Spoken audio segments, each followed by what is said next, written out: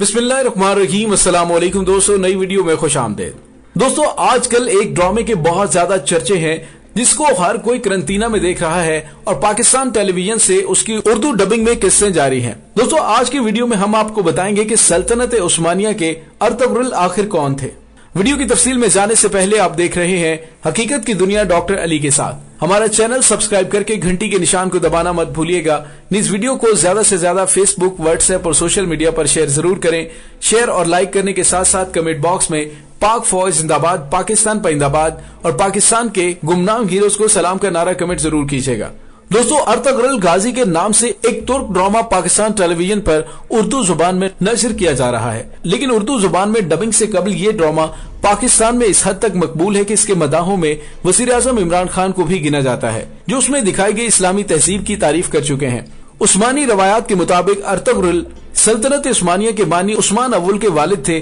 और इसके अलावा उनके बारे में हकायक पर मबनी मालूमात न होने के बराबर हैं। दोस्तों, कई सदियों तक दुनिया के एक बहुत बड़े हिस्से पर हुक्मरानी करने वाले उस खानदान और सल्तनत का आगाज तारीख के धुंधलकों में गुम हो चुका है। तारीख की किताबों में उस्मानी रवायात के अलावा उस दौर की दो ठोस निशानियां, एक सिक्का और बाज़नतीनी सल्तनत के मोरख की एक तहरीर और उस्मान के एक ख्वाब का जिक्र मिलता है, जिसका हम आगे चलकर जिक्र करेंगे। दोस्तों, जो बात तय है वो ये कि उस्मान का ताल्लुक आज के तुर्की में अनातोलिया के इलाके में आबाद तुर्क खाना बदोश कबीले से था और उनकी हुकूमत अनातोलिया की दर्जनों छोटी छोटी हुकूमतों में से एक थी, जिनकी ताकत में ज्यादा फर्क नहीं था। सवाल ये पैदा होता है कि आखिर उस्मान या फिर उनके वालिद ने ऐसा क्या किया कि सिर्फ उसी खानदान का राज कबीले से छोटी रियासत और फिर अनातोलिया की बड़ी सल्तनत बनने से 3 बड़े आजमों में फैला और फिर खिलाफत में तब्दील हुआ। सल्तनत उस्मानिया की बुनियाद 14वीं सदी के अवाइल में रखी गई और ये 20वीं सदी में खत्म हुई। इस दौरान एक ही खानदान से ताल्लुक रखने वाले 37 सुल्तान इसकी मसनद पर बैठे।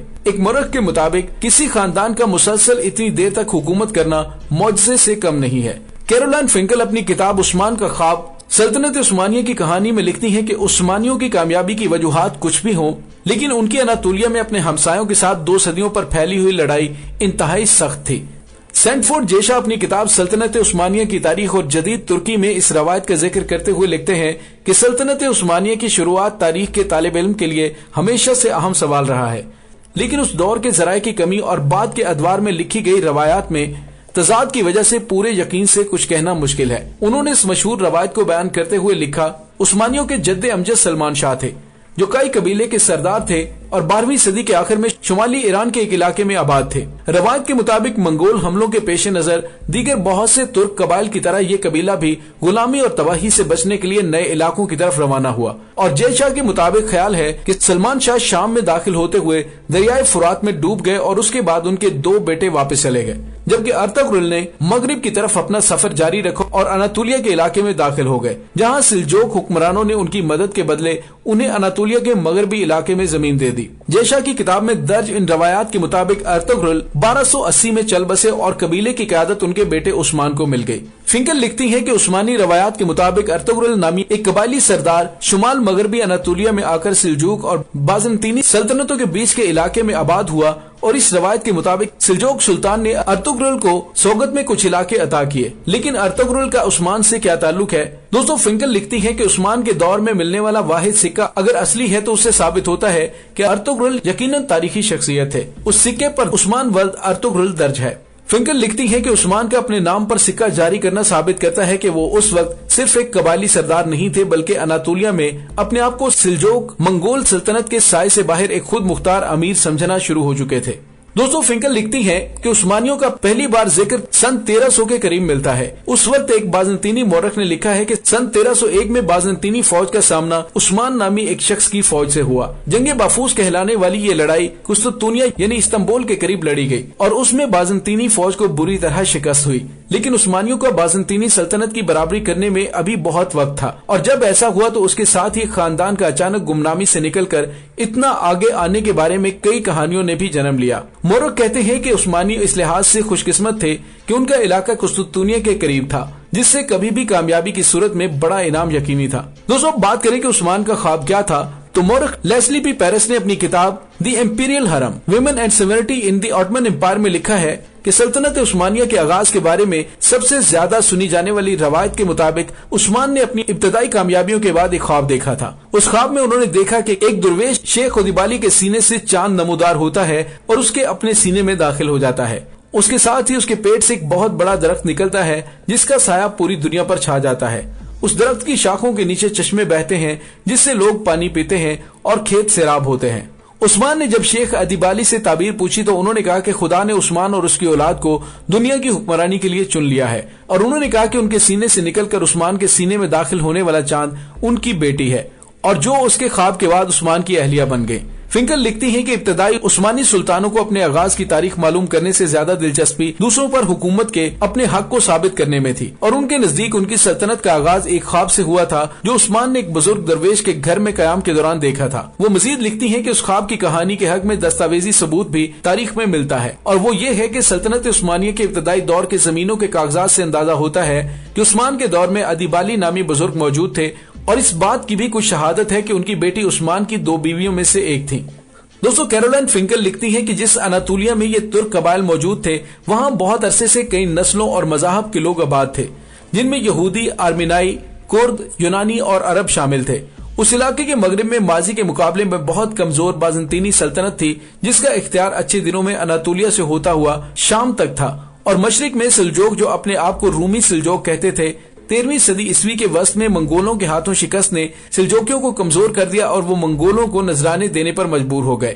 ماضی کی 2 طاقتور حکومتوں کا اختیار ان کی سرحدوں کے درمیان واقع غیر یقینی صورتحال کے اس علاقے میں نہ ہونے کے برابر تھا، لیکن یہ صرف جنگجوؤں کی آماج گاہ نہیں تھا۔ مہم جوئی کرنے والوں کے علاوہ یہاں وہ لوگ بھی تھے جن کے پاس جانے کے لیے کوئی اور جگہ نہیں تھی۔ فنکل فرنٹیئر کے اس علاقے کی جہاں سلطنت عثمانیہ کی بنیاد رکھی اس کی تصویر کھینچتے ہوئے بتاتی ہیں، نیم خانہ بدوشوں، لٹیروں، فوجی مہمات کے شوقینوں، مختلف پس منظر رکھنے والے غلاموں، درویشوں، راہبوں اور بکھری ہوئی آبادیوں کے دورے کرتے پادریوں اور پناہ کی تلاش میں نکلے ہوئے بے گھر کسانوں، شہر والوں، سکون اور مقدس مقامات کی متلاشی بے چین روحوں، سرپرستی کے متلاشی مسلمان اساتذہ اور خطرات سے نہ ڈرنے والے تاجروں کی گزرگاہوں کے جال بچھے ہوئے تھے۔ فنکل لکھتی ہیں کہ اس بد انتظامی والے علاقے کی خاص بات مسلمان درویشوں کی موجودگی تھی۔ مسیحی راہبوں کی طرح وہ بھی ہر وقت سفر میں رہتے یا پھر اپنے پیروکاروں کے درمیان قیام کرتے اور ان کی زندگی روایات کا حصہ بن گئے۔ درویشوں کی کھولیاں علاقے میں اسلام کی اس تصویر کی نشاندہی تھی جو اناطولیہ میں سلجوکیوں کی سلطنت کے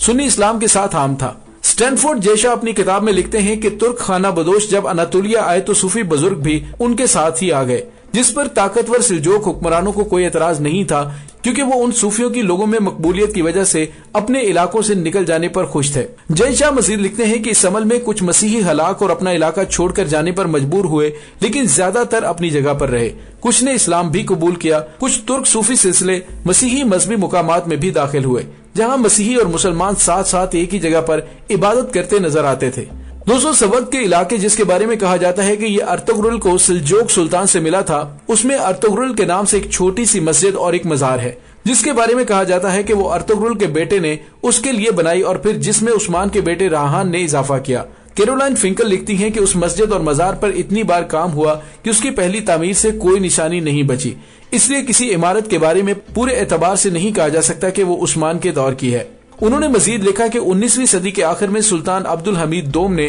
کمزور ہوتی سلطنت کی ساکھ بہتر کرنے کے لیے اپنے آباء و اجداد کی شہرت کا سہارا لینے کی کوشش کی اور سوگت میں ارتغرل کا مزار از سر نو تعمیر کیا اور عثمانی شہیدوں کا ایک قبرستان بنایا۔ دوستو، سوال یہ پیدا ہوتا ہے کہ ارتغرل کی زندگی پر ٹی وی ڈرامہ کیوں بنایا گیا؟ امریکن یونیورسٹی آف بیروت کے ماہر بشریات جوش کارنی نے مڈل ایسٹرن رویوں میں شائع ہونے والے ایک مضمون میں سوال اٹھایا کہ ترک حکومت نے کئی مشہور کرداروں کو چھوڑ کر آخر ارتغرل کا ہی انتخاب کیوں کیا۔ جوش کارنی کہتے ہیں کہ سلطنت عثمانیہ میں سلطان سلمان جو کہ 1520 سے لے کر 1566 تک رہے اور عبدالحمید دوم جو کہ 1876 سے لے کر 1909 تک رہے، ان کی شہرت ارتغرل سے بہت زیادہ ہے، لیکن ارتغرل پر ٹی وی ڈرامہ سیریل بننا بغیر وجہ کے نہیں ہے۔ ترک ٹی وی چینل TRT کے دنیا بھر میں انتہائی کامیاب سیریل دراصل ارتغرل ان کے کائی قبیلے کی اناطولیہ میں مختلف دشمنوں سے لڑتے ہوئے پیش رفت پر مبنی ہے۔ نتیجتاً جب تاریخی کردار ارتغرل کے بارے میں بہت کم لوگ جانتے ہیں، TRT کا کردار ترکی میں اور ترکی سے باہر مقبول ہے اور لوگ اس سے پیار کرتے ہیں۔ سن 2018 میں لکھے گئے اس مضمون میں کارنی کہتے ہیں کہ سیریل کے کئی پہلو ترکی میں ہونے والے آئینی ریفرنڈم کے اشتہار میں واضح تھے، जिससे कोई शक नहीं रहता कि तारीख और पॉपुलर कल्चर को सियासी फायदों के लिए इकट्ठा कर दिया गया। कार्नी कहते हैं कि एक ऐसे किरदार के बारे में टीवी सीरियल बनाने में जिसे लोग नहीं जानते, आसानी ये है कि इसको किसी भी रंग में पेश किया जा सकता है, जबकि मकबूल शख्सियात की खूबियों और खामियों के बारे में लोग आगाह होते हैं। कार्नी कहते हैं कि इससे पहले सुल्तान सलमान के बारे में इसीलिए ज्यादा कामयाब नहीं हो सकी थी। अर्तुगरुल के बारे में सीरीज बनाना ऐसे ही था जैसे खाली स्लेट पर मर्जी के रंग भरना। दोस्तों जो भी हो, ड्रामा बहुत मजेदार है और लोगों में बहुत ज्यादा मकबूलियत हासिल कर चुका है, जिसका जिक्र वजीर आजम इमरान खान भी कर चुके हैं। इसके साथ ही डॉक्टर अली को इजाजत दीजिए, इंशाल्लाह बहुत जल्द मिलते हैं एक नई वीडियो में। तब तक के लिए अपना बहुत सारा ख्याल रखिएगा। पाक फौज जिंदाबाद, पाकिस्तान परिंदाबाद, पाकिस्तान के गुमनाम हीरोज को सलाम, अल्लाह वारिस।